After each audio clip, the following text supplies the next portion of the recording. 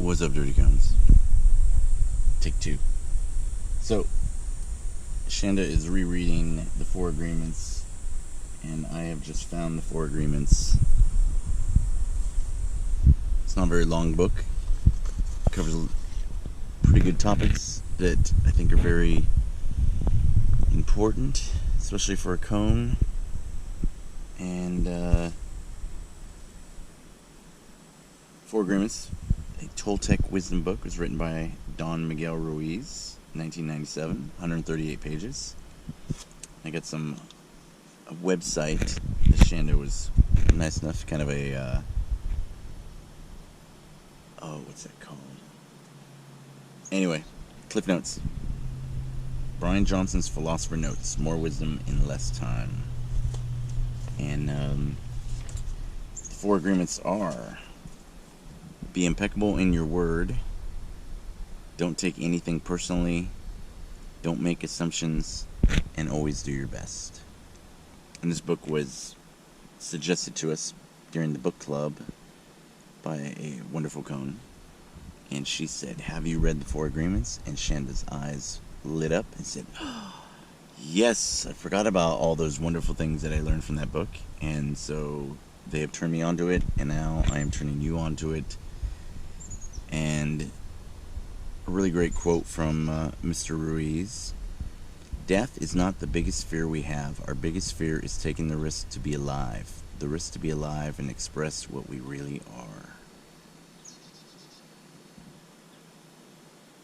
I believe in this day and age of COVID, we're all afraid. Nobody wants to go outside. Nobody wants to hug anybody. Nobody wants to do the right thing. So we just hide in our houses. And there's a quote that says, "A ship is safe in the harbor, but that's not what ships are made for." Right? We weren't meant to be small, mediocre, scared beings. We're meant to be enlightened, bright, shining lights of goodness and helpfulness. So don't be afraid. Wash your hands. Be healthy. Put your forehead to your knee as much as possible so you can stimulate your thymus gland and help with your immune system. Be outside, vitamin D, get some sun, and enjoy and love life. And if you die, well, you die. Because what else are you going to do? If you are alive, it is already implied that someday we will die. So I'm not saying, take unnecessary risks or do something stupid. Or when I was younger, I used to car surf a lot on the roof of vehicles. Good times, but maybe not the smartest of things. It's time to be smart. It's time to take back your life. And it's time to do the right thing. So, be impeccable with your word. Tell the truth. Live the truth. Help other people find the truth. Be a good person. Second agreement: don't take anything personally. If I tell you that your underwater is not good and that you're not gliding or you're not stroking properly or your kick's not doing too well, that does not mean that I hate you or I don't like you or I'm mean to you. I'm trying to help you. Even someone that says something really mean to you, if there is truth to it, take it for what it is. Don't take it personally. You don't necessarily have to like the person, but that doesn't mean the truth isn't there. Biden, what did he do? He quoted Mao Zedong the other day, and he said that women hold up half the sky. And what Mao Zedong meant was that women are equal. They hold the other half of the sky, men hold up the other half. It's an equality statement. and people were very upset that he quoted a communist. And while I am not a fan of Mao Zedong and what he did to China, that does not mean that everything he said is not true or does not have value. Just because somebody did something or did not do something or was not the best does not mean they did not say some truths or deliver some facts or give you nuggets that might be able to help you. Right? Communism and socialism, in theory, are good. It just seems in practice they seem to fall a little short.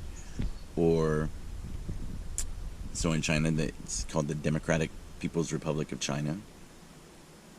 The Nazis were the National Socialist movement. In theory, those sound like really good things. Hey, this is the Democratic Republic of China. Like, this is for the people. It's a lie, but it's what they maybe were trying to accomplish. But then, power reveals corruption, and so it's corrupt. But then you look at our own government, and it's corrupt. I don't think there are any governments that are not corrupt. I think once you start getting numbers of people together, bad things happen. So there's a study that says that primates should and can only live in groups of 144 or less, because you start getting too many people, too many monkeys, you don't know what's going on, nobody can help each other, and you forget who people are. So make friends, don't take anything personally, and we won't skip to that one.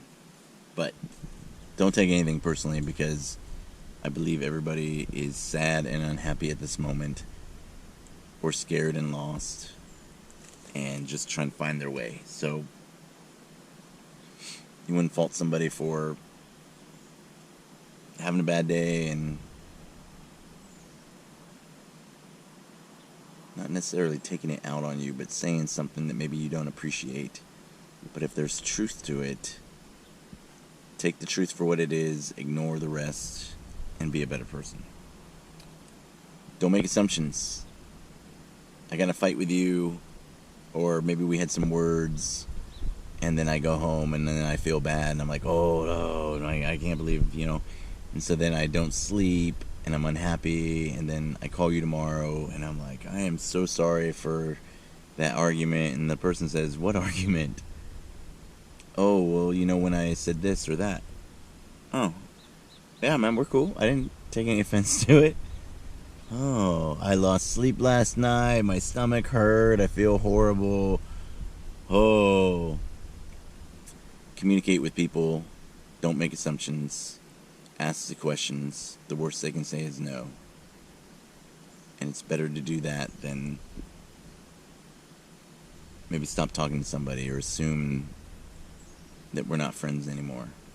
Friends can disagree. Friends should disagree.